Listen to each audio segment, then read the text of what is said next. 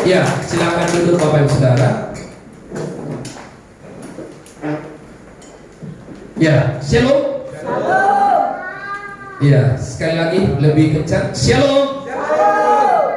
Ya, bersyukur buat pagi hari ini kita boleh kembali beribadah di tempat ini. Terima kasih buat tim pujian penyembahan yang hari ini boleh membawa kita masuk dalam hadiratnya. Ada pepatah katakan tak kenal maka tak sayang. Ya, ini adalah yang perdana atau pertama sekali saya boleh melayani di tempat ini.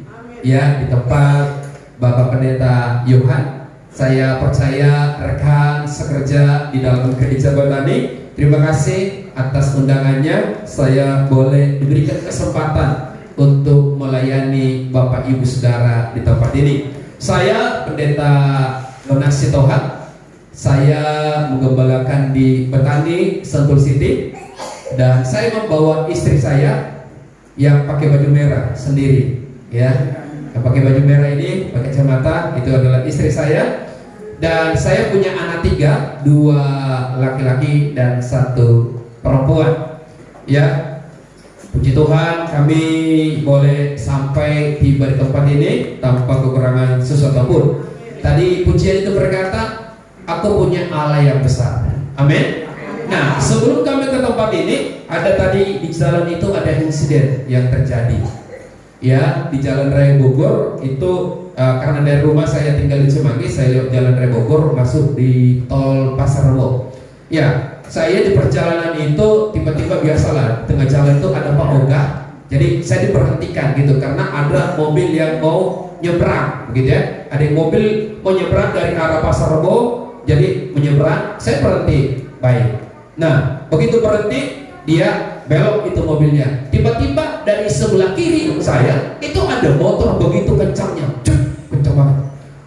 Dia mobil ini lewat, jadi pas dari sebelah kiri itu kencangnya langsung nabrak, buah, gitu. Langsung pemot yang naik motor ini jungkir balik pindah sebelah sampai segitunya. Istri saya bilang, aduh, gitu katanya. Waduh, otaknya udah pada pecah itu katanya gitu. Waduh, ya istri saya di belakang itu di belakang panik dia, ya. Jadi hanya karena saya lihat dia sudah lewat, saya kan belum mau lewat lagi nih. Tapi karena insiden itu pas persis di belakang mobil saya itu mobil polisi patroli, ya ada mobil polisi. Saya melihat, aduh, gimana ini? Artinya saya jadi teringat apa yang dikatakan oleh Mas Bunda. Selangkah di depan saya adalah maut. Ya, jadi tidak ada yang merencanakan terjadi seperti itu. Tapi saya percaya kalau Tuhan yang tutup hidup kita, Tuhan pasti akan menjaga dan menolong kehidupan kita. Amin. Kalau Tuhan yang menjaga kehidupan kita, Dia adalah Allah yang Immanuel, Allah yang menyertai kita.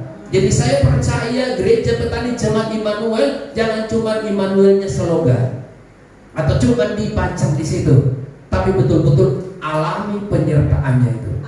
Amin. Alami penyertaan Tuhan itu kemanapun kita pergi, kemanapun kita melangkah. Kalau penyertaannya bersama dengan kita, saya bisa pastikan kita akan aman dalam perlindungan. Gak ada bahaya apapun, gak ada bencana apapun, gak ada maut apapun yang akan mengganggu kehidupan kita. Makanya Paulus berkata, hai maut, di manalah semangatmu? Karena dia tahu penjagaan Tuhan begitu sempurna. Kurang lebih COVID 3 tahun sebelum saya sampaikan apa topik khotbah saya hari ini. COVID 3 tahun itu saya keluarga mertua itu ada 1, 2, 3, 4, ada 5 orang yang kena COVID. 5 orang. Dan saya sendiri yang mengantarnya pergi masuk ke rumah sakit. 5. Satu-satu saya antar, saya tuh antar lagi. Saya itu udah kayak supir ambulans pada waktu itu. Ya, saya antar ke rumah sakit semuanya. Begitu saya antar, pulang dari sana, waduh ini gimana nih, anak-anak istri di rumah. Kita dicek ya, di antigen waktu itu. Puji Tuhan, satu pun tidak ada yang kena COVID. Amin. Karena saya begitu yakin perlindungan Tuhan itu begitu sempurna. Satu kali ketika saya diundang pelayanan, ada seorang jemaat, ya bukan jemaat gereja tapi orang Kristen, ya saya diundang untuk melayani. di daerah Cibinong. Pak, ini bapak saya itu begini-begini, nggak bisa tidur, ada gangguan apa kali, roh-roh jahat begitu ya. Akhirnya saya dengan apa ya, enggak, ya namanya pendeta ya, dia datang, saya datang ke situ, saya doain tumpang tangan. Tapi saya selalu pakai masker pada waktu itu. Ya saya tumpang tangan. Tapi tahu Bapak Ibu Saudara, 2 hari kemudian bapak itu dipanggil oleh Tuhan, dipanggil dan dinyatakan positif COVID. Pada waktu itu positif COVID. Saya begitu saya tahu itu dia adalah positif COVID, saya di rumah hampir 2 minggu saya pakai masker dan tidak tahu siapapun, istri saya juga nggak tahu bahwa saya habis mendoakan orang COVID. Tapi puji Tuhan, tidak ada terjadi apa-apa. Bahkan acara pemakamannya, tahu Bapak Saudara, saya juga diundang untuk bikin sakramennya, untuk memakamkan. Ya, saya pun datang tuh. Tapi dengan apa udah kayak robot pada waktu itu. Tahu itu tuh apa namanya, keluarganya kasih saya roti 1 kotak besar dari Holland Bakery. Saya pada waktu itu jadi orang yang paling baik pada waktu itu. Saya masuk ke perumahan, sebelum masuk rumah, saya ketemu sahabat, Pak, mau roti nggak? Oh iya, boleh dong Pak. Saya kasih rotinya ke dia, karena saya agak khawatir juga, jangan-jangan ada apa-apa ini, begitu ya. Iya, jadi saya lalu orang saya paling baik itu satu karton itu saya kasih aja. Tapi kalau angpaunya enggak, iya, saya taruh di dashboard mobil itu kurang lebih hampir 2 minggu di situ. Saya nggak ganggu, biarkan saja di situ. Iya, di dashboardnya itu. Tapi rotinya kalau saya simpan sampai 2 minggu kan nggak bagus, gitu kan. Tapi itulah bahwa saya teringat dengan pujian, Allahku adalah Allah yang besar. Amin. Perlindungannya sanggup untuk menolong kehidupan kita. Nah, kita masuk kepada topik tema khotbah saya pada hari ini, yaitu adalah menghadapi masa sukar. Amin. Nah, hari-hari ini kita sedang diperhadapkan berbagai pergumulan, berbagai persoalan, ataupun masa-masa yang sukar. Nah, mari kita buka firman Tuhan. 2 Timotius pasal yang ketiga.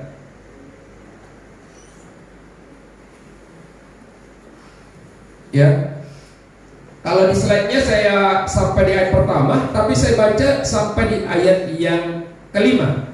Nah, demikian firman Tuhan. Kalau perikopnya, Lembaga Alkitab Indonesia memberikan judulnya adalah keadaan manusia pada akhir zaman. Ketahuilah, pada hari-hari terakhir akan datang masa yang sukar. Manusia akan mencintai dirinya sendiri dan menjadi hamba uang. Mereka akan membual dan menyombongkan diri. Mereka akan menjadi pemfitnah. Mereka akan berontak terhadap orang tua dan tidak tahu berterima kasih, tidak mempedulikan agama, tidak tahu mengasihi, tidak mau berdamai, suka menjelekan orang, tidak dapat mengegang diri, garang, tidak suka yang baik, suka mengkhianat, tidak berpikir panjang, belaka tahu, lebih menuruti hawa nafsu daripada menuruti Allah. Secara lahiriah mereka menjalankan ibadah mereka, tetapi pada hakikatnya mereka memungkiri kekuatannya. Jauhilah mereka. Nah, Alkitab sudah tuliskan bahwa pada hari-hari terakhir akan terjadi masa yang sukar. Kita tidak bisa menghindar, kita tidak bisa mengelak dengan keadaan yang terjadi. Kita nggak bisa lari dari keadaan ini. Baik orang yang rajin ke gereja, rajin melayani ataupun tidak rajin, mereka akan masuk yang namanya gelombang kesukaran. Mereka akan masuk, karena Alkitab sudah menjelaskan pada hari-hari terakhir akan terjadi masa yang sukar. Artinya semua orang akan masuk ke dalam sebuah yang namanya masa, yaitu masa yang sukar atau zaman yang begitu sukar. Nah, masa sukar ini membuat orang menjadi ada yang menyombongkan diri. Nah, kalau dibaca di ayat selanjutnya lah, mereka akan lebih mencintai dirinya sendiri. Yang menyebabkan itu adalah masa sukar itu. Makanya kalau kita lihat hari-hari ini, kepedulian orang kepada orang lain sudah semakin tinggi. Maka kita berkata, pada hari-hari terakhir juga kasih manusia akan menjadi tawar.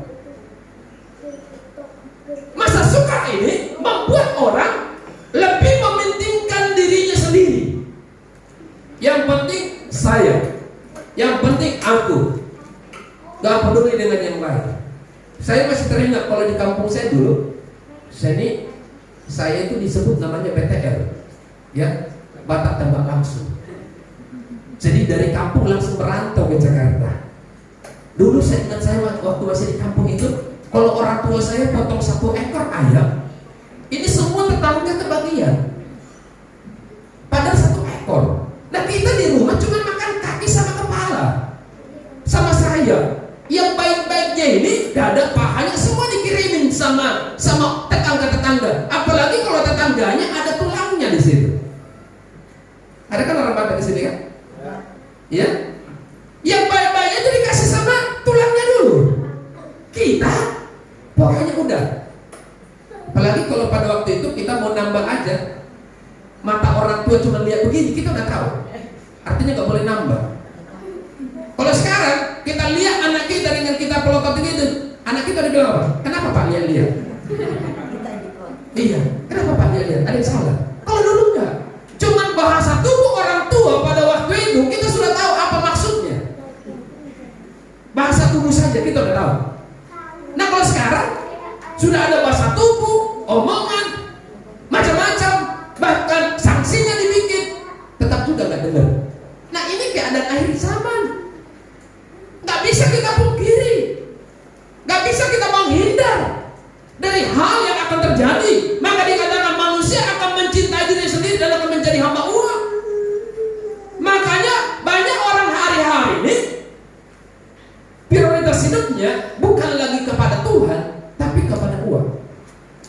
Maaf para pelayan Tuhan, kalau kita melayani prioritasnya sudah uang, saya mau katakan suatu ketika kita akan bisa tinggalkan pelayanan.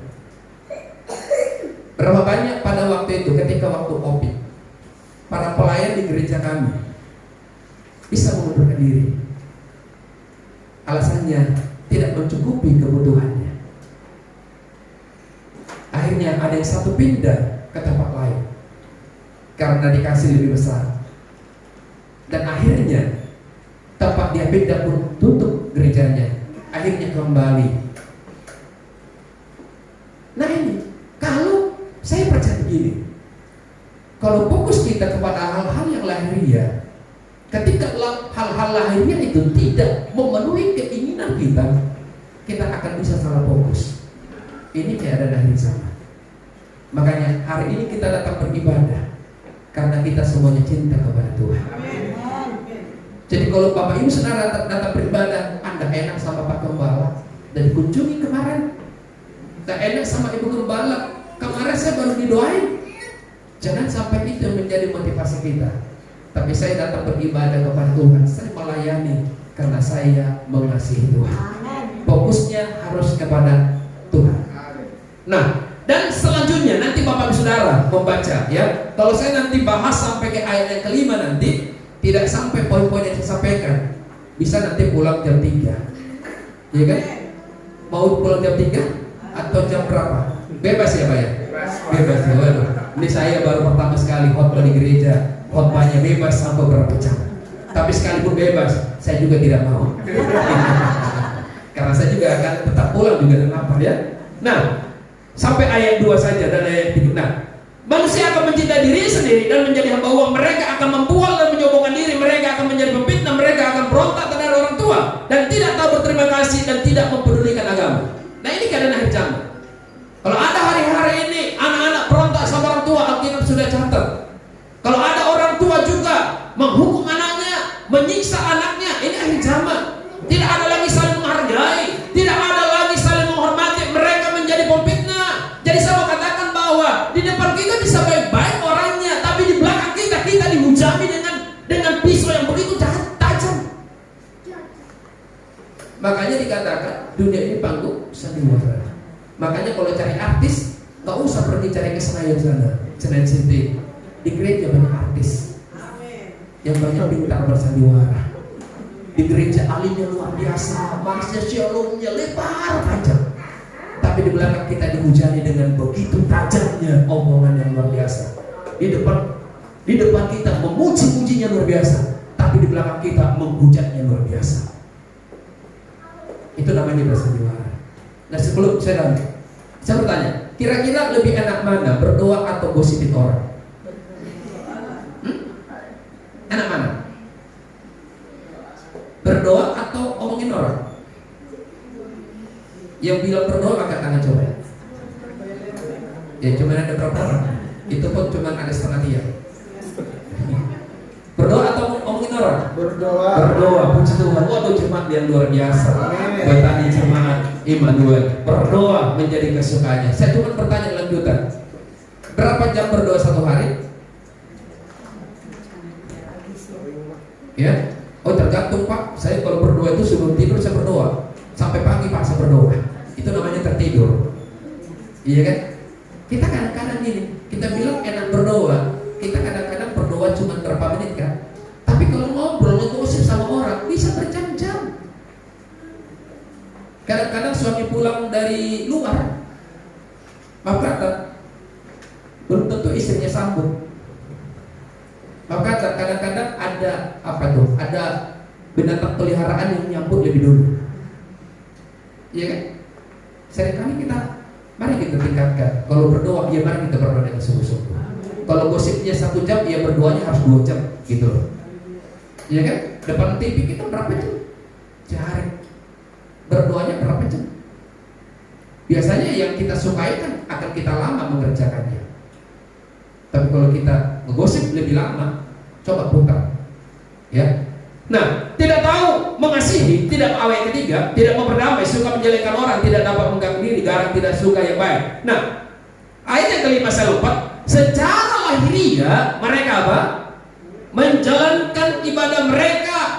Jadi secara lahiriah orang-orang ini yang hidup dalam kesukaran ini, yang mereka dirombak oleh kesukaran itu, mereka ternyata orang yang rajin beribadah. Karena kita berkata secara lahiriah mereka menjalankan ibadah mereka, artinya mereka rajin beribadah, rajin berdoa. Tapi pada hakikatnya mereka memungkiri kekuatannya. Jadi artinya masa sukar yang terjadi hari-hari ini, memang mereka masih rajin beribadah, tetapi mereka memungkiri kekuatannya. Jauhilah mereka. Kenapa? Dikatakan jauhilah mereka karena pergaulan yang buruk akan merusak kebiasaan yang baik. Kepada siapa kamu bergaul, akan seperti itulah kamu. Bergaul sama tukang gosip, lama-lama kita menjadi tukang gosip. Tapi bergaul sama orang-orang takut akan Tuhan, kita pun akan terpengaruh menjadi orang-orang takut dengan Tuhan. Makanya para motivator begini dibilang, coba tunjukkan siapa sahabatnya, siapa dia teman bergaul, saya bisa tahu bagaimana masa depannya. Karena pergaulanmu akan menentukan juga seperti apa kita kelak nanti. Pelayanan kita pun akan ditentukan bagaimana pergaulan kita, bagaimana hubungan kita dengan Tuhan, akan menentukan juga bagaimana dampak daripada pelayanan kita. Makanya kan saling itu vertikal dan horizontal. Kasih kita kepada Tuhan dan kasih kita kepada sesama manusia. Kalau kita cinta Tuhan, saya bisa katakan kita harus cinta kepada sesama kita. Nah, coba ayat slide berikutnya. Ya. Pada hari-hari terang dikatakan bahwa akan terjadi masa yang sukar. Ya. Coba ayat yang slide berikutnya. Wahyu pasal yang ketiga ayat yang ke-10. Ya, demikian firman Tuhan. Karena engkau menuruti firman-Ku untuk tekun menantikan Aku, maka Aku pun akan melindungi engkau pada hari pencobaan yang akan datang atas seluruh dunia untuk mencobai mereka yang diam di bumi. Nah, Alkitab pun mencatat dalam kitab Wahyu bahwa dikatakan akan ada hari pencobaan yang melanda seluruh dunia.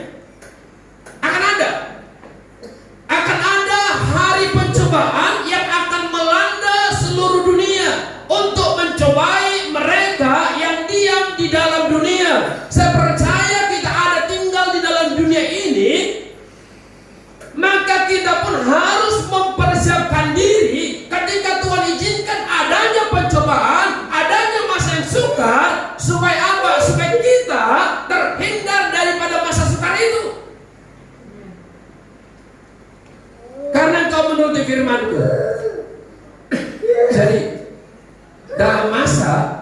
pencobaan, dalam masa kesukaran itu, mari kita senantiasa menuruti firman Tuhan. Amin. Firman Tuhan ini menjadi kekuatan kita. Firman Tuhan ini menjadi kompas kehidupan orang percaya.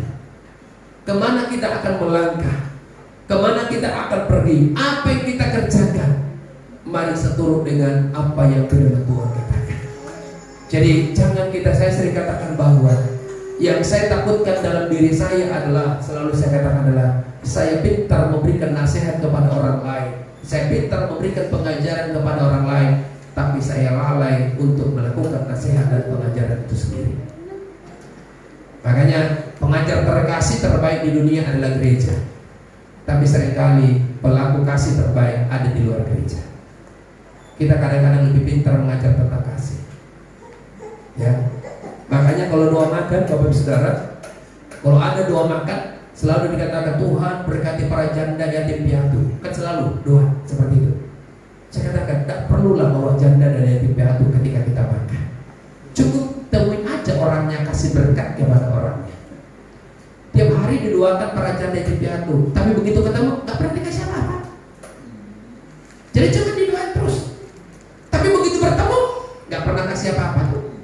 Makanya saya bilang doa makan ya makan aja.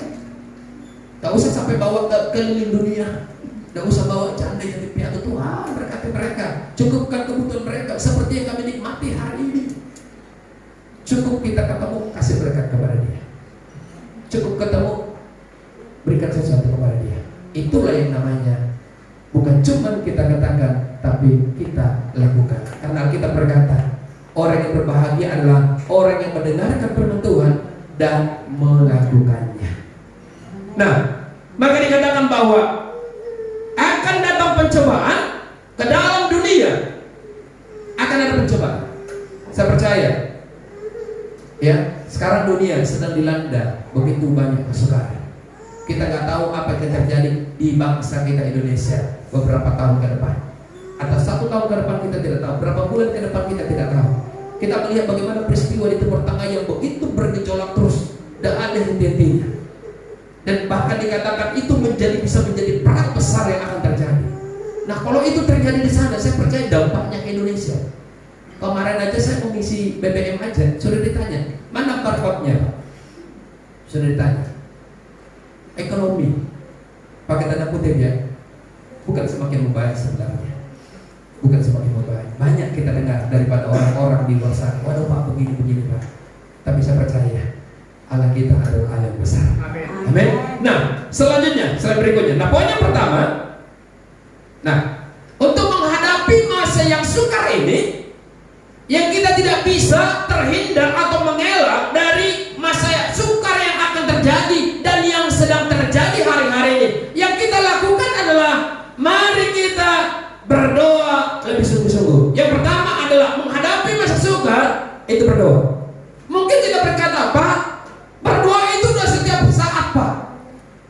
Berdoa itu udah menjadi makanan sehari-hari, Pak. Bahkan ada pengajaran berkata, doa adalah nafas kehidupan orang percaya. Tapi ada orang berdoa masih bernapas tuh, ya. Masih ada banyak yang tidak berdoa tapi masih bernapas. Tapi dikatakan doa adalah napas orang percaya. Doa yang bagaimana? Coba kita buka Yakobus pasal yang ke-5.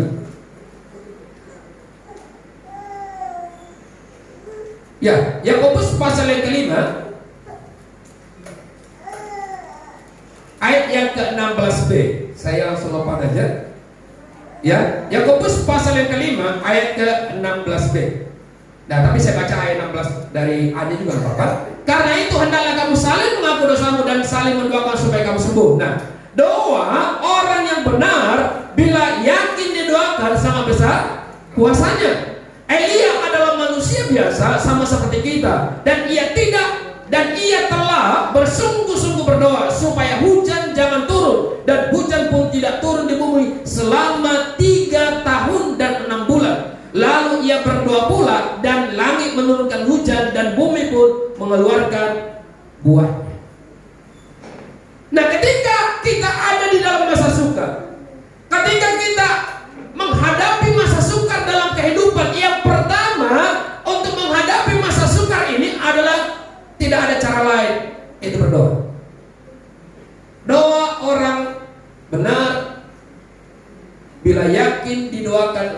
besar kuasanya. Jadi doa yang dimaksud di sini bukan hanya doa yang dilakukan secara rutinitas. Ini doa yang dimaksud di sini bukan kegiatan doanya, bukan jam-jam doanya yang dimaksud di sini, bukan kebaktian doanya, tapi permasalahannya adalah doa orang benar. Makanya di Alkitab berkata, akan tiba waktunya Tuhan mencari penyembah-penyembah yang menyembah Dia dalam roh dan kebenaran. Apa doa orang benar? Hidupnya harus benar. Hidupnya dulu harus benar, maka doanya menjadi berkuasa. Bukan kata-katanya yang benar, salah. Karena ada berdoa, kata-katanya indah. Ada yang berdoa, bahkan doanya seperti orang yang membacakan sebuah puisi ataupun sajak.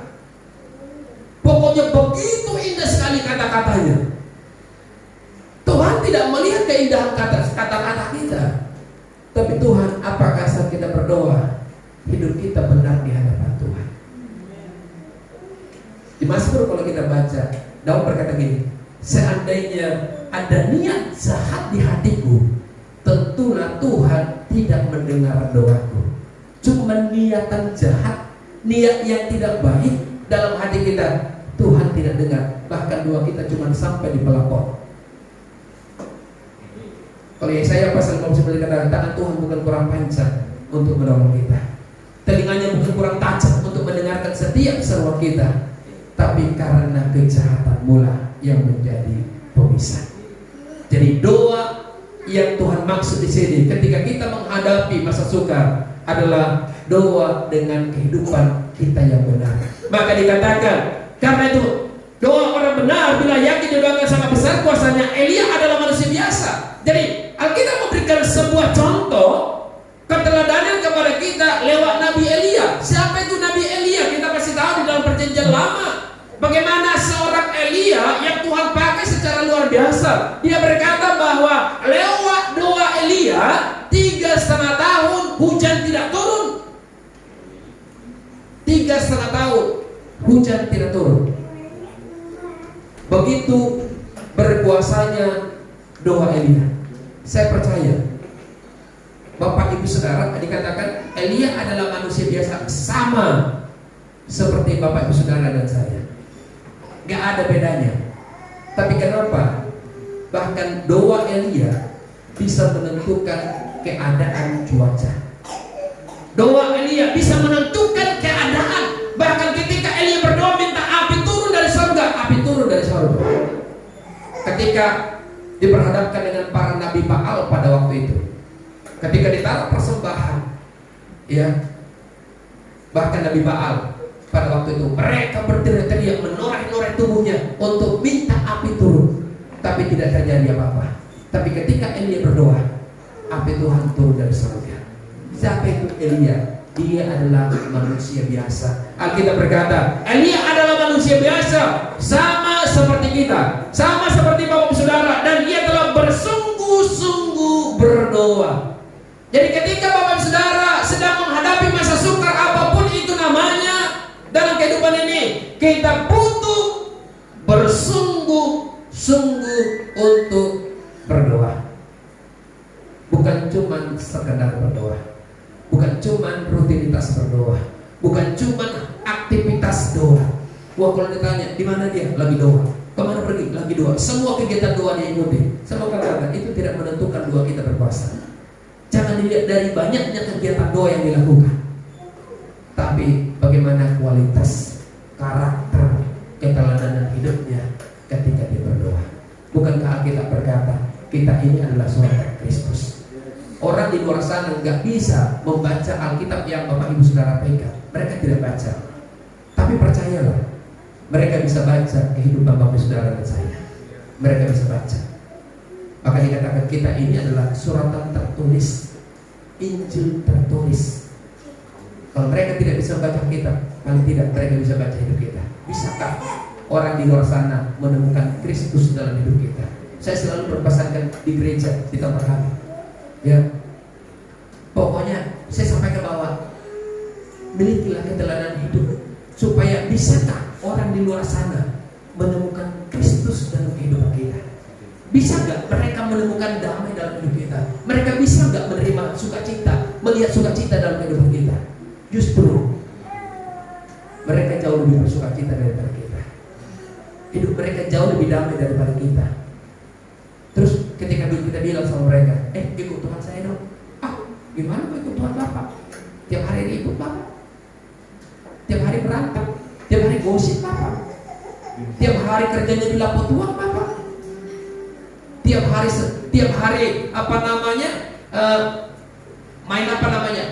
main kartu di luar sana. Gimana mereka mau datang? Tapi kalau dilihat kehidupan kita, dia ya, Bapak itu luar biasa ya. Bahkan ketika ada seseorang menasehati anak-anaknya, dia akan bisa berkata, contoh anak Bapak itu ya, contoh anak ibu itu ya, contoh keluarga itu. Artinya apa? Kita bisa menjadi berkat. Kalau mau tahu Bapak Saudara sudah jadi berkat di lingkungannya, gampang sekali sebenarnya. Ketika kita pergi, contoh pergi berlibur lah atau kemana lah pergi, dari tetangga kita, ada nggak tetangga nyari kita? Ada nggak merasa kehilangan di tetangga itu ketika kita pergi? Atau justru mereka berkata, aduh, puji Tuhan, alhamdulillah, tetangga gue udah pindah, yang tukang ribut itu, ya kan? Artinya kita bisa dilihat di situ, kita jadi berkat atau tidak. Nah, yang selanjutnya, slide berikutnya, ya, yang pertama tadi kita harus berdoa dengan sungguh-sungguh. Yang kedua adalah ketika kita menghadapi masa sukar, jangan ragu akan pertolongan Tuhan. Amin. Nah, coba buka Mazmur 121 ayat pertama sampai dengan ayat yang kelima. Ya, Mazmur 121 ayat yang pertama sampai kelima. Nyanyian Jara, aku melayangkan mataku ke gunung-gunung, dari manakah akan datang pertolonganku? Pertolonganku ialah datang dari Tuhan yang menjadikan langit dan bumi. Ia tak akan membiarkan kakiku goyah, penjagamu tidak akan terlelap. Sesungguhnya tidak terlelap dan tidak tertidur penjaga Israel. Tuhanlah penjagamu, Tuhanlah naunganmu di sebelah tangan kananmu.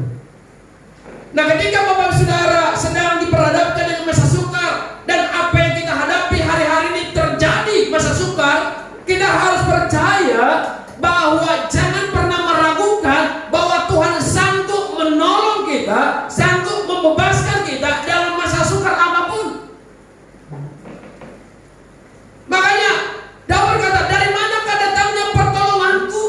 Pertolonganku datangnya dari Tuhan. Pertolongan Bapak Ibu Saudara tidak datang dari gembala, tidak datang dari orang lain, tidak datang daripada Bapak Ibu Saudara, tapi pertolongan yang sesungguhnya datangnya dari Tuhan. Bahkan Tuhan berkata, firman Tuhan berkata, kalau Tuhan sudah buka jalan, tidak satupun yang ada bisa menutupnya. Saya percaya gereja ada hari tempat ini itu karena pertolongan Tuhan. Amin. Mungkin saya tahu lah, dikit-dikit tahu bagaimana tantangan yang dihadapi gembala Bapak Saudara tempat ini. Tidak gampang, tidak gampang. Untuk menjadi gembala pun tidak gampang. Tapi kalau hari ini ada, itu semua karena pertolongan Tuhan. Bapak Ibu Saudara pun hari ini boleh beribadah, itu juga karena pertolongan Tuhan. Kita bisa hidup hari ini, itu karena pertolongan Tuhan. Makanya jangan pernah ragu akan pertolongan Tuhan dalam hidup ini. Apapun persoalannya, saya percaya begini, Tuhan kita jauh lebih besar daripada kesukaran yang kita hadapi. Tuhan kita jauh lebih hebat dari perkara yang kita hadapi hari-hari ini.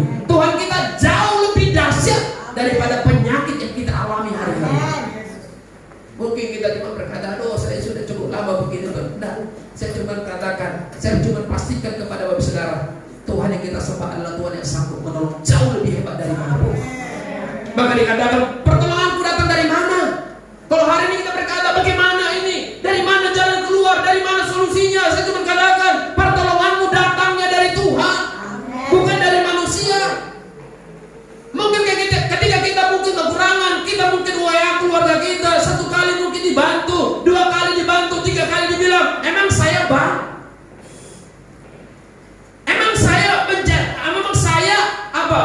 dapat sosial. Memang saya dinas sosial, minta bantuan selalu. Tapi ketika kita datang kepada Tuhan, Dia menerima kita apa adanya.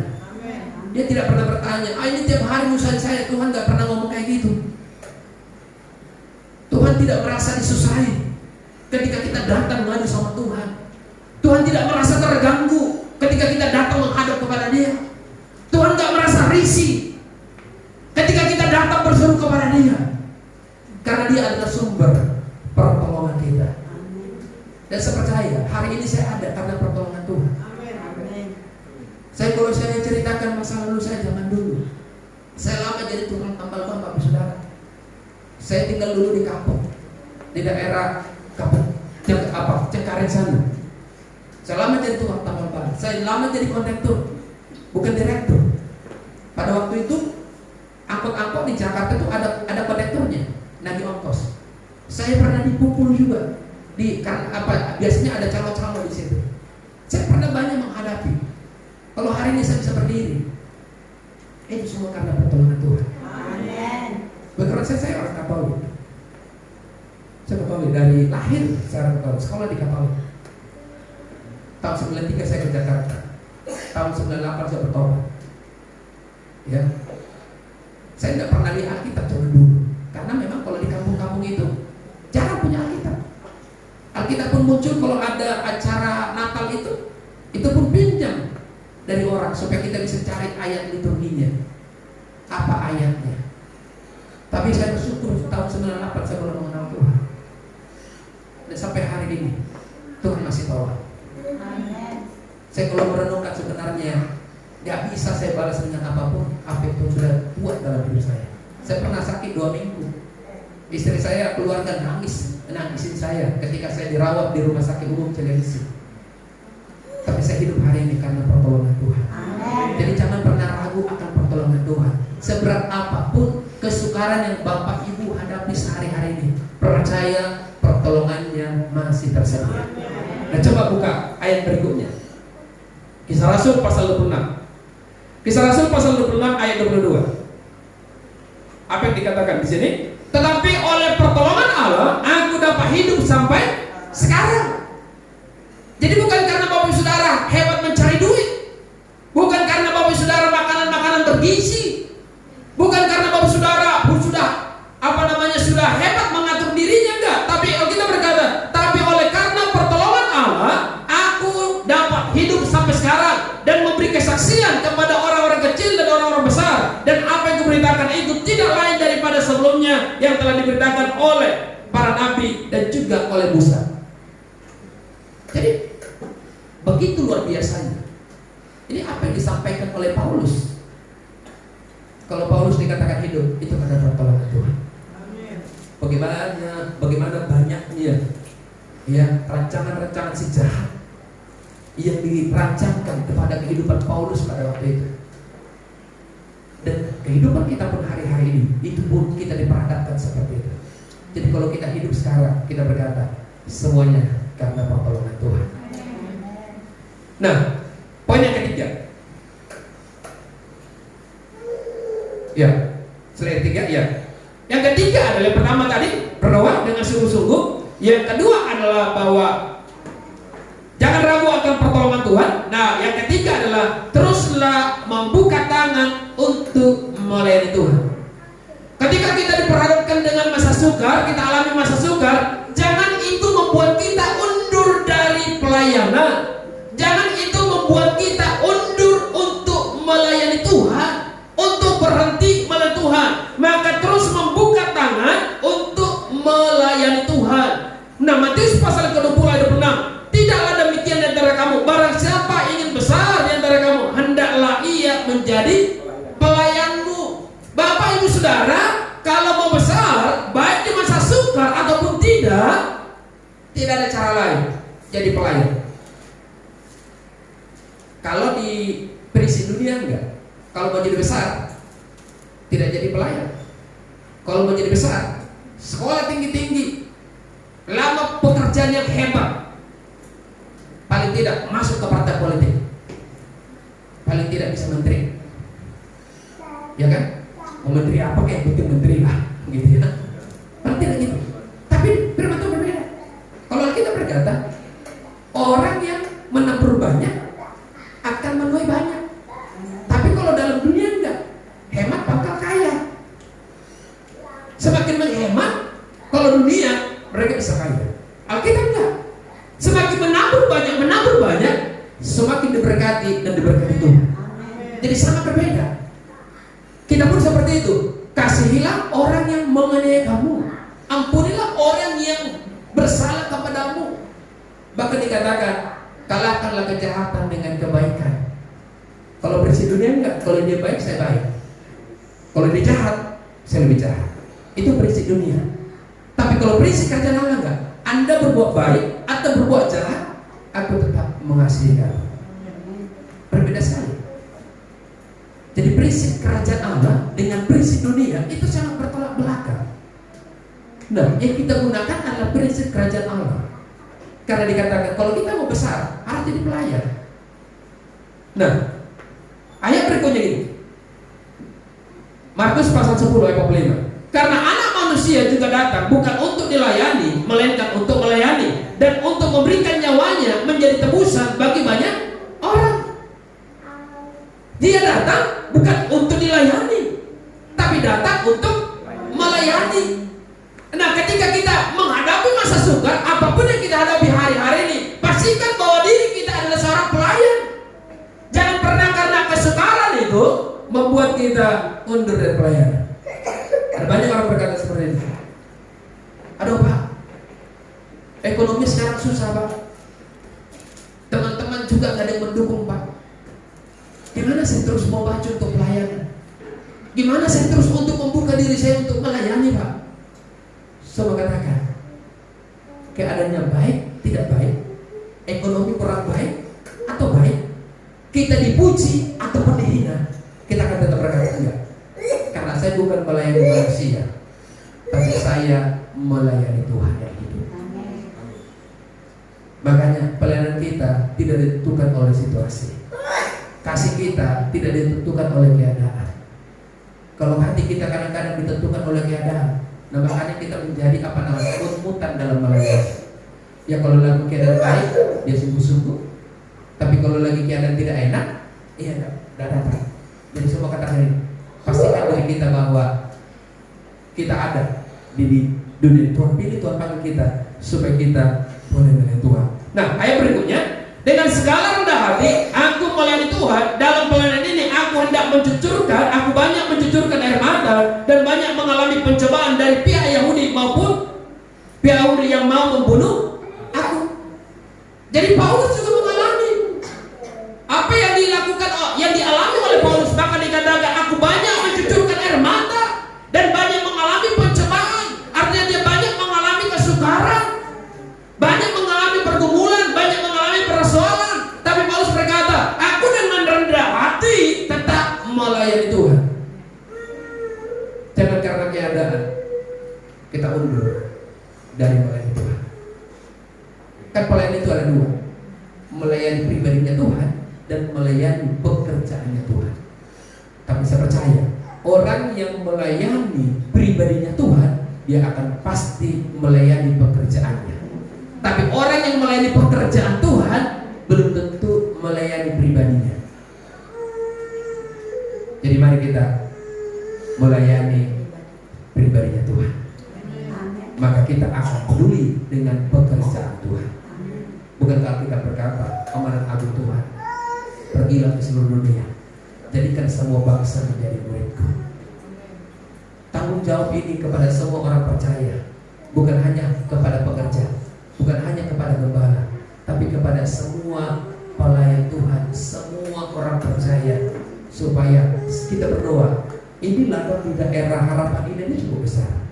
Tapi kalau semua tahu bagiannya, saya percaya tahun-tahun berikutnya mungkin tidak tempat ini lagi, bisa menjadi tempat lebih besar. Amin.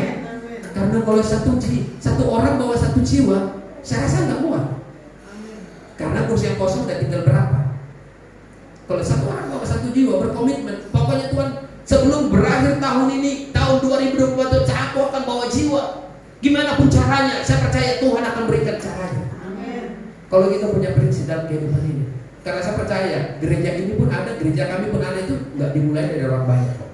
Dari cuma 2-3 orang. Tapi bisa berubah.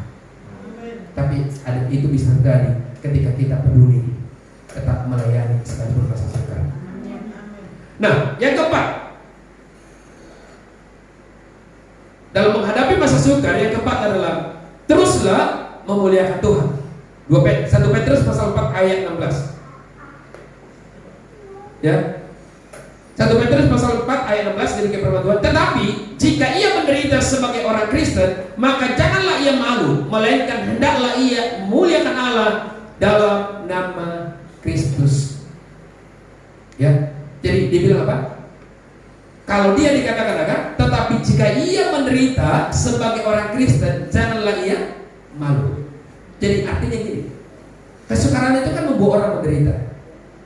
Persoalan itu bisa membawa orang menderita.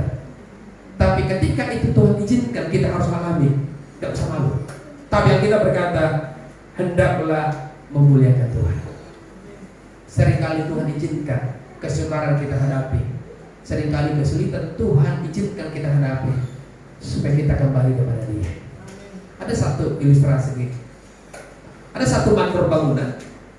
Mandor bangunan membangun sebuah gedung yang cukup tinggi, ya, cukup tinggi. Ada beberapa lantai. Jadi ketika para karyawan sedang bekerja, asik bekerja di bawah, gedungnya sudah hampir jadi. Nah, mandornya ini sedang sedang posisi di atas. Jadi mandornya ini sedang melihat ke bawah, melihat semuanya pekerjanya begitu. Tapi mandornya ini ada kesulitan untuk berkomunikasi kepada karyawannya di bawah. Akhirnya mandornya ini berteriak-teriak dari atas untuk memanggil anak buahnya yang di bawah. Dia berteriak, panggil orangnya, nggak mendengar dan karena tinggi. Akhirnya apa? Mandornya itu punya inisiatif gitu. Aduh, saya sudah panggil kok nggak dengar. Akhirnya mandornya itu diambil satu batu kecil. Ya, bukan batu kecil pertama. Diambil apa? Diambil uang. Ya, uang kecil. Diambil uang 10.000, dijatuhkan dari atas ke bawah. Jatuh. Mandor anak buahnya lihat, ada duit nih, 10.000, diambil, dikantongi. Tapi dia nggak tahu itu duit dari mana. Dia nggak nengok kemana-mana. Yang penting uangnya diambil, dikantongi. Habis itu udah nemu duit 10.000 pun nggak nengok kemana-mana dia, terus bekerja. Habis itu mungkin karena kurang pede kali, akhirnya dijatuhin uang 50.000, jatuh uang 50.000 dari atas. Karyawannya lihat, ini 50.000, diambil lagi di kantong. Dan dia nggak nengok kemana-mana, nggak nengok ke atas kemana pun, nggak nengok kantong. Ini mandornya ini dibuang nih. Udah mungkin kurang gede kali uangnya. Dijatuh lagi 100.000 dari atas, jatuh. Habis itu 100.000 diambil lagi di kantong. Sampai mandornya berpikir gini, saya udah kasih uang kecil sampai uang besar, dia tidak nggak mau nengok ke atas, supaya saya bisa berkomunikasi kepada dia. Akhirnya mandornya ambil batu kecil. Diambil batu kecil dari atas, dijatuhin persis ke atas kepalanya. Piu, gitu. Tetap juga. Kayak dia pikir, apa ini? Dia pikir tapis kan begitu. Dia tetap gak naik. Akhirnya apa? Mandornya ambil lagi batu yang lebih besar daripada yang kecil tadi. Baru dijatuhin itu persis ke atas kepalanya. Piu, baru nengok ke atas. Artinya apa, Bapak Saudara? Ketika mungkin Tuhan memberikan kita berkat, kita tak peduli dengan pencipta kita. Kita sibuk dengan berkat yang ada. Kita sibuk kita kumpulin. Udah dikasih persoalan kecil, kita masih tetap sibuk, gak peduli dengan apapun. Mulai lebih besar persoalannya, baru kita berteriak sama Tuhan. Untung dia masih langsung nengok ke atas. Kalau tidak, mungkin batu besar akan dijatuhkan dari atas. Makanya Bapak Saudara, saya mau katakan, tidak ada yang terlambat. Apapun yang kita hadapi, kita dapat berkat Tuhan atau apapun, mari kita tetap memuliakan Tuhan.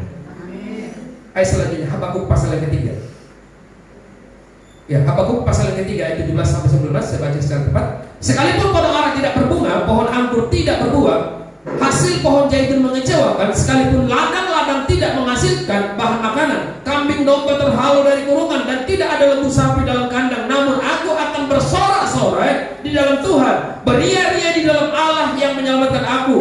Allah Tuhanku itu kekuatanku. Ia membuat kakiku seperti kaki rusa. Ia membiarkan aku berjejak di bukit-bukit. Nabi Habakuk berkata seperti ini, sekalipun ekonomiku lemah, sekalipun ekonomiku tidak ada, karena Nabi Habakuk berkata, anggur dikatakan pohon ara tidak berbunga, pohon anggur tidak berbuah, hasil pohon itu mengecewakan, bahkan ladang-ladang tidak menghasilkan. Artinya Nabi Habakuk mengalami begitu besarnya kesukaran dalam hidupnya. Bahkan dikatakan sapi dalam kandang tidak ada, domba domba di dalam kandang tidak ada. Tapi apa yang dikatakan oleh Nabi Habakuk? Aku akan tetap beria-ria, aku akan tetap bersukacita, aku akan tetap memuliakan Tuhan. Jadi kalau Bapak Ibu Saudara mengalami masa sukar, jangan masa sukar itu membuat kita tidak bisa memuliakan Tuhan. Tapi justru percayalah, di balik masa sukar itu Tuhan sedang bekerja. Di balik kesulitan yang kita alami, pastikan bahwa ada tangan Tuhan yang bekerja di sini. Untuk apa? Untuk mengangkat kita. Saya percaya Alkitab berkata, Allah turut bekerja dalam segala satu hal untuk mendatangkan kebaikan bagi orang yang mengasihi Tuhan. Apapun yang kita hadapi hari-hari ini, jangan menyerah. Terus muliakan Tuhan. Terus muliakan Tuhan, tidak peduli dengan apapun. Bahkan pakai tanda kutip, orang mungkin bilang kita, waduh, ibu ini masalahnya besar, tapi masih rajin beribadah. Ibu ini masalahnya besar, kok masih rajin menyanyikan puji-pujian sama Tuhan. Kok ini pergumulannya berat, tapi kok masih terus memuji Tuhan. Tidak peduli persoalan sebesar apa yang kita hadapi, kita akan tetap berkata, enggak, aku tetap memuji Tuhan. Seumur hidupku aku tetap menyembah Tuhan.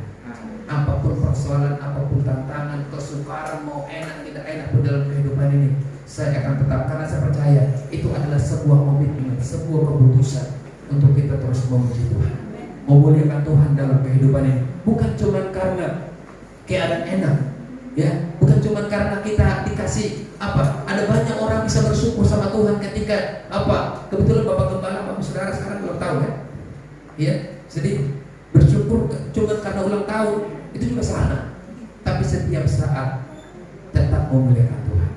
Karena ada banyak orang-orang hari-hari ini ketika mengalami berkat besar baru berkata terima kasih Tuhan.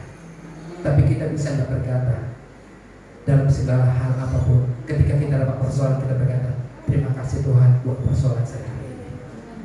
Kita bukan bersyukur karena adanya persoalan itu, tapi kita tahu adalah lewat persoalan inilah Tuhan akan tunjukkan tangannya untuk menolong saya. Lewat persoalan inilah saya akan melihat mujizat Tuhan. Lewat tantangan inilah saya akan melihat campur tangan Tuhan yang luar biasa. Karena kehidupan ini tidak ada yang tahu. Bapak Saudara tahu sampai kapan hidup kita? Gak ada yang tahu. Ada sebuah peristiwa beberapa waktu yang lalu, sebelum saya sedikit lagi. Ya, ada beberapa peristiwa. Kalau tidak salah itu kejadiannya kan di tanggal berapa itu? Di awal bulan September. Ya, di awal bulan September itu ada kejadian di, kalau nggak salah, di daerah Pelumpang sana, Tanjung Priok. Ada supir mobil tangki kalau tidak salah kena serangan jantung. Supir truk mobil tangki kena serangan jantung. Akhirnya dia tidak bisa kendalikan lagi mobilnya karena kena serangan jantung, dia meninggal. Akhirnya apa? Mobilnya jalan terus, nabrak 5 orang meninggal di tempat dan beberapa orang luka-luka. Ya, ada beberapa orang luka-luka di sini. Ya, saya maksudkan begini Bapak Saudara, saya bertawakan kehidupan kita. Ya, baru kemarin tuh kalau tidak salah ada seorang artis di Indonesia. Ternyata dia tidur nggak bisa bangun lagi. Ya kan? Ada banyak hal-hal seperti itu terjadi. Artinya begini, kalau hari ini kita masih hidup, kita bangun tidur bisa melihat ada terang. Kita bangun tidur kita bisa buka mata. Tuhan masih memberikan kita kesempatan hidup. Artinya kesempatan kita untuk bersyukur sama Tuhan. Dan kita cuma berkata, terima kasih Tuhan, hari ini saya masih ada. Terima kasih Tuhan, hari ini saya masih hidup Tuhan. Kesempatan bersyukur dan kesempatan memperbaiki diri. Makanya saya bilang tadi sama istri saya ketika ada kejadian di jalan tadi, Ya, kejadian yang kecelakaan tadi saya bilang, kalau kita dalam keadaan enak, kalau kita dalam keadaan hidup dalam benar, apapun yang terjadi, ketika kita menutup mata, begini, sebenarnya orang meninggal itu kan tutup mata, padahal sebenarnya untuk orang itu dia sedang membuka matanya melihat kemuliaan Tuhan. Tapi jangan sampai kita menutup mata suatu ketika kita buka mata, ternyata bukan kemuliaan Tuhan yang kita lihat. Artinya berhati-hatilah dengan kehidupan kita. Senantiasa apapun yang terjadi, tetap kita memuliakan Tuhan dalam kehidupan. Nah, yang terakhir. Nah, biasanya yang terakhir ini banyak mujizat karena yang ngantuk pun bangun. Karena dengar kata-kata terakhir. Tapi biasanya ngakuin yang terakhir. Waduh, puji Tuhan. Iya kan? Yang ngantuk tadinya, udah terakhir. Padahal terakhirnya masih lama. Iya. Iya, yang terakhir, yang kelima, tetaplah tenang dalam Tuhan. Untuk menghadapi masa sukar itu, yang pertama tadi berdoa sungguh-sungguh. Yang kedua adalah, masih ingat? Jangan ragu akan pertolongan Tuhan. Yang ketiga apa? Apa yang ketiga? Tadi pertama berdoa, jangan sungguh-sungguh. Yang kedua, jangan ragu akan pertolongan Tuhan. Yang ketiga, ya, terus membuka tangan untuk melihat Tuhan. Yang keempat, iya, terus memuliakan Tuhan. Nah, ini baru di sini sudah lupa. Bagaimana? Kita ini kan gitu ya, orang Kristen kan begitu. Kalau mengingat yang baik itu susah, ya kan? Coba tanya kanan kiri, mengingat yang baik itu susah kan? Susah. Tapi coba yang di sebelahmu bikin salah sedikit, minggu depan gak mau duduk di sebelahnya. Iya kan? Wih, kemarin dia nyinggung saya, masa dia nyalam saya aja dia membuka, masa dia salam saya, bukannya ke sana. Iya kan? Seringkali begitu. Mari kita rombak, mari kita lebih cepat mengingat yang baik, lebih susah mengingat yang jelek. Jangan dibalik-balik. Kalau kita mau bertumbuh terus, maka yang selalu saya katakan adalah kebaikan yang kita lakukan kepada orang lain itu lupakan. Tapi kebaikan orang yang pernah kita terima jangan pernah lupakan. Supaya apa? Supaya kita akan menuntut terus. Wah, dulu kan saya baik sama dia, dulu saya begini, dulu saya begini. Kita hanya mengingatinya. Tapi seringkali kebaikan orang kita lupakan. Nah, yang terakhir, tenanglah dalam Tuhan. Amsal pasal 14 ayat ke-30. Ya, hati yang tenang menyegarkan tubuh, tetapi iri hati membusukkan tulang. Jadi dalam kesukaran apapun, kalau bapak ibu tenang, itu akan menyegarkan tulang bapak saudara. Karena kita berkata, hati yang gembira adalah obat yang paling manjur, tapi semangat yang patah mengeringkan tulang. Nah, ayat 1 Petrus pasal yang keempat ayat 7. Kesudahan segala sesuatu sudah dekat. Karena itu kuasailah dirimu dan jadilah tenang supaya kamu dapat berdoa. Ketika bapak saudara diperhadapkan dengan masa sukar, pertama, tenang. Harus tenang. Jangan langsung panik. Kayak tadi ada kecelakaan itu. Coba, gimana? Tapi kita tenang saja. Hidup ini dibutuhkan ketenangan. Orang yang tenang, dia akan bisa mengerjakan apapun. Orang yang tenang akan bisa menyelesaikan pekerjaannya. Tapi kalau orang yang tidak tenang, apapun yang dilakukan bisa salah. Saya pernah, bapak saudara, satu kali, saking buru-burunya saya pernah diundang satu kali khotbah di gereja GSJ di daerah Kemayoran sana. Saya diundang khotbah di situ. Tahu bapak saudara, saya pergi khotbah, udah selesai khotbah, baru pulang dari khotbah, saya baru tahu ternyata sepatu saya itu berbeda sebelah. Berbeda sebelah. Tapi sama-sama hitam. Tapi bukan itu pasangannya berbeda. Begitu saya sampai, kok ini sepatu saya berbeda. Untung saya nggak tahu di sana. Pasti saya kan khotbah tidak tenang. Jangan-jangan ini coba tadi udah lihat sepatu saya atau apa gitu. Untung udah selesai baru saya tahu. Kenapa? Karena buru-buru tidak tenang. Orang yang tidak tenang, apapun yang dikerjakannya bisa salah. Orang tidak tenang, bapak saudara, khususnya ibu-ibu, kalau masak tidak tenang, hati-hati. garamnya bisa nambah, masakannya bisa asin. Tapi kalau orang tenang, oh dia tahu, oh tadi saya udah bikin garam, saya udah bikin ini. Tapi kalau orang tidak tenang, ini tadi udah bikin garam belum? Oh bikin lagi. Makanya perlu ketenangan. Nah, 1 Tesalonika pasal 4 ayat yang 11. Ya. 1 Tesalonika pasal 4 ayat 11. Dan anggaplah sebagai suatu kehormatan untuk apa? Hidup tenang, untuk mengurus persoalan-persoalan sendiri dan bekerja dengan tangan seperti yang telah kami pesankan kepada. Jadi hidup tenang itu adalah sebuah kehormatan. Maka dikatakan anggaplah sebagai suatu kehormatan untuk hidup tenang, untuk mengurus persoalan-persoalan sendiri. Orang yang tenang akan dapat menyelesaikan persoalan. Tapi orang yang panik tidak akan bisa menyelesaikan persoalannya.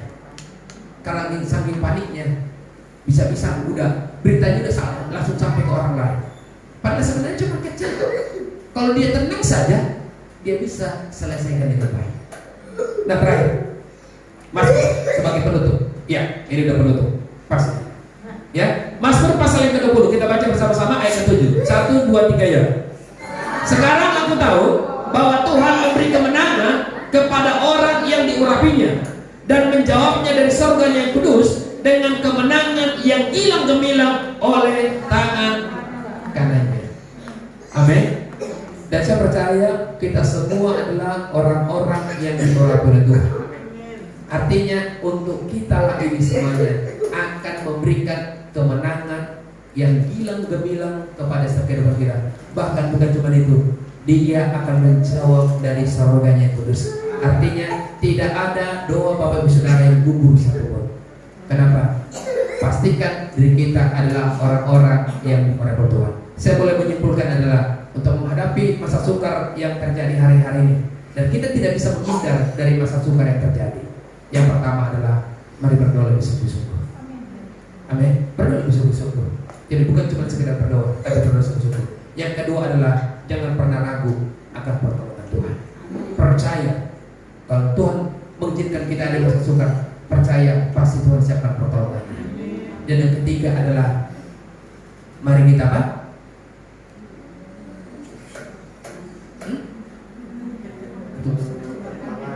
Mari kita terus membuka tangan kita untuk senantiasa melayani Tuhan.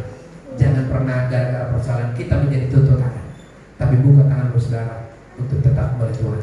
Dan yang keempat adalah mari terus memuliakan Tuhan. Persoalan apapun, kesukaran apapun, kita akan berkata, aku tetap memuliakan Tuhan dalam kehidupan ini. Dan yang kelima adalah tetap tenang menghadapi persoalan, tetap tenang menghadapi kesukaran. Dan saya percaya kemenangan pasti Tuhan berikan kepada setiap kehidupan kita. Mari kita bangkit berdiri.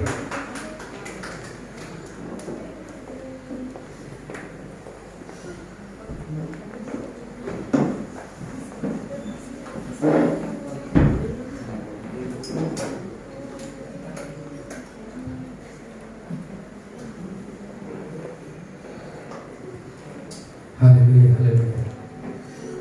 Mari kita ambil waktu sejenak dan mari kita renungkan firman Tuhan yang kita dengar.